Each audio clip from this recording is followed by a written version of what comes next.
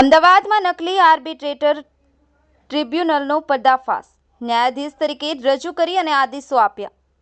ગુજરાતમાં નકલી સરકારી અધિકારીઓની ધરપકડ કરવાની પ્રક્રિયા લાંબા સમયથી ચાલી રહી છે.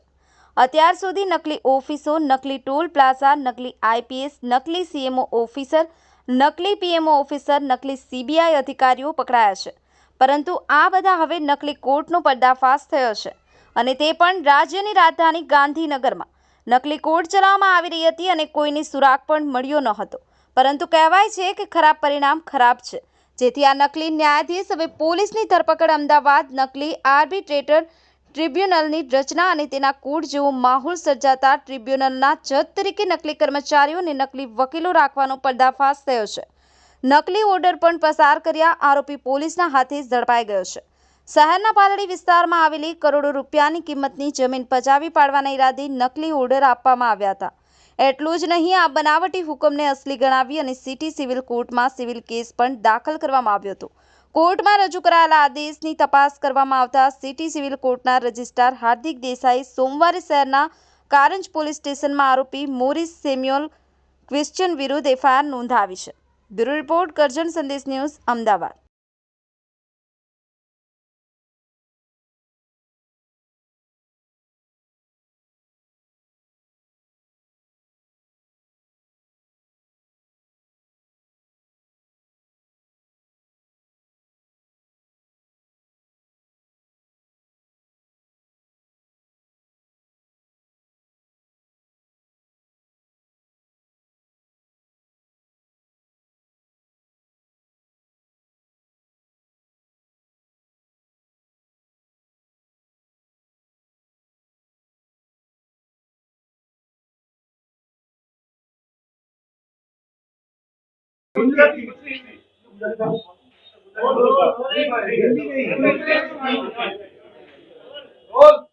सर, एक आरोपी को अरेस्ट किया, कौन आरोपी है, किस प्रकार की वजह समझ इसकी सामने आई?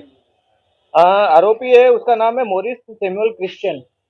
ये जो है, इसने पीएचडी कर रखा है एलएलबी वो लॉ के अंदर, और एलएलबी भी कर रखा है। उससे पहले इसने इंजीनियरिंग किया है, और ये साबरमती का रहने वाला है ओरिजिनली। इसके जो पेरेंट्स है, वो मदर है वो गोवा से है, और जो फादर है वो उसने बताया उस हिसाब से राजस्थान का रहने वाला है। और ये पिछले कुछ टाइम से आर्बिट्रेशन का काम कर रहा है। किस तरह से पकड़ा गया है, क्या पूरा मामला है? कुछ ऐसे लोग भी सामने आए जो भोग बना रहे, इसके अंदर जिम्मेदार ये शूटिंग की हुआ, उसके बाद ये पूरा मामला कैसे सामने आया? ये जो मामला है, इसके अंदर कल जो यहाँ पे सिटी सिविल कोर्ट है, वहाँ से जो रजिस्ट्रार है उन्होंने हमारे पास एफआईआर दर्ज करवाई है। जो ठाकुर बाबूजी छनाजी का जो मैटर है, उससे रिलेटेड उन्होंने एफआईआर दर्ज करवाई है। पहले भी चला रहा था, बड़े समझ की पूरी क्या थी? हाँ, इसके अंदर ऐसा मैटर है कि जो जमीन है वो कलेक्टर की जमीन है, और उसके अंदर इनके बीच कलेक्टर और जो पार्टी है उसके बीच में कुछ डिस्प्यूट चल रहा था। तो इसने जो पार्टी है उसकी तरफ से एज ए आर्बिट्रेटर ये निमणूक हुआ। उसके बाद इसने कलेक्टर के साथ में नोटिस वगैरह भेजा। नोटिस भेजने के बाद जो एक्सेप्ट हो गया वहाँ से, तो इसने अपने साइड से ही सब कुछ करके, और उसमें फाइनल अवार्ड है वो दाखिल कर दिया उसमें, जिसमें इसने 2000 स्क्वायर गज जितनी जमीन है वो उस पार्टी को दी, और 10,000 स्क्वायर गज जितनी जमीन है वो गवर्नमेंट के जो सामने कलेक्टर है उसको दी है। सर, अब तक कितने ऑर्डर इसने पास किए होंगे, इसका सामने आया? अभी उस बारे में तपास चालू है, तो वो आपको कुछ टाइम के बाद में हम बता पाएंगे। सर, इसका पूरा स्टाफ कितना रहता था, कहाँ पे ऑफिस सेटअप करके रखा था? अभी तो हमारे पास ये इंडिविजुअली मिला है, इसके बाद हम तपास करेंगे, क्योंकि अलग अलग मैटर है वो अलग अलग आदमी इसके पास लेके आते होंगे, और जो मैटर लेके आते हैं उसके हिसाब से कौन सा मैटर लेके आते थे, ये स्पेसिफिकली टारगेट करते थे जो एएमसी और जो कलेक्टर है उनके जो जमीन है उसका मैटर को ये टारगेट करते थे। तो ये भी बात सामने आई है कि हाई कोर्ट ने इसको पहले कुछ साल पहले इसको आदेश भी दिया था, इसको कुछ फाइन भी किया था, और दोबारा ये ऐसा नहीं करेगा, वैसा कुछ मतलब उससे लिया था, फायदा लिया था। कुछ मामला ऐसा कुछ सामने आया आपके साथ? हाँ, जो हमारे को भेजा गया है कोर्ट से, उसके अंदर लिखा हुआ है कि इसने कंटेम्प्ट ऑफ कोर्ट इसके अगेंस्ट इश्यू हुआ है।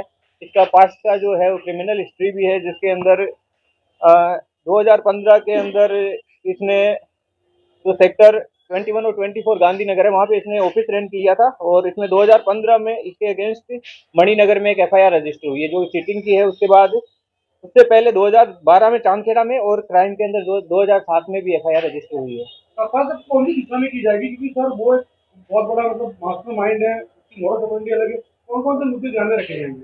ये मेजोरिटी जो है वो सिविल मैटर्स है। सिविल मैटर्स के अंदर जो तपास है वो जो कागज बनाए हैं उसने उसी के ऊपर चलती है। तो हम जो भी उसने कागज बनाए हैं, जो भी उसने ऑर्डर इशू किए हैं, जो भी अवार्ड इशू किए हैं आर्बिट्रेटर तरीके, उनको हम तपास करेंगे। उसने क्या किया है, उसने कितने लोगों के साथ मिला हुआ रहा है, और उसके बेसिस पे हमें जो भी चार्जेस उसके अगेंस्ट होंगे उसके हिसाब से चार्जशीट की जाएगी। कितने साल से इस प्रकार से काम कर रहा था, कुछ ऐसा? उस पर इसमें ऐसा पता चला है कि 2002 में इसने एलएलबी की डिग्री ले ली थी, मतलब उसके बाद ये लॉयर तरीके काम कर रहा है। बाकी पार्टियों को क्या बताता, कुछ जज है ऐसा बताता था, क्या बताता?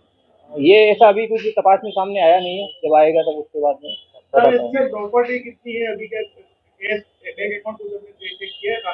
ये हमने कल शाम को इसको अरेस्ट किया है, तो अभी इस चीज़ों में टाइम लगेगा। जो है इन्फॉर्मेशन है वो इकट्ठी की जा रही है, एक बार आ जाएगी तो आप लोगों के साथ शेयर कर दी जाएगी।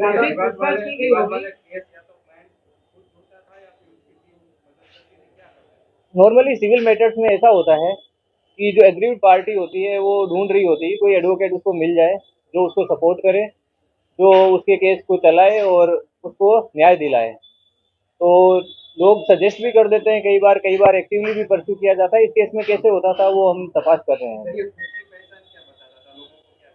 ये लोगों को आर्बिट्रेटर तरीके ही अपनी पहचान बताता था और बोलता था कि मैं आर्बिट्रेशन करवा दूं। सर जो केस की गई है क्या क्या बता वो क्या रहा है आप?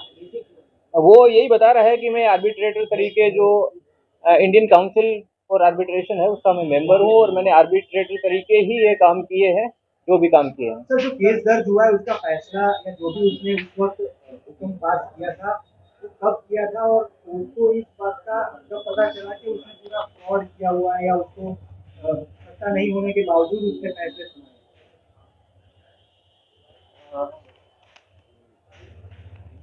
डॉक्यूमेंट चेक करने पड़ेंगे, बहुत सारे डॉक्यूमेंट।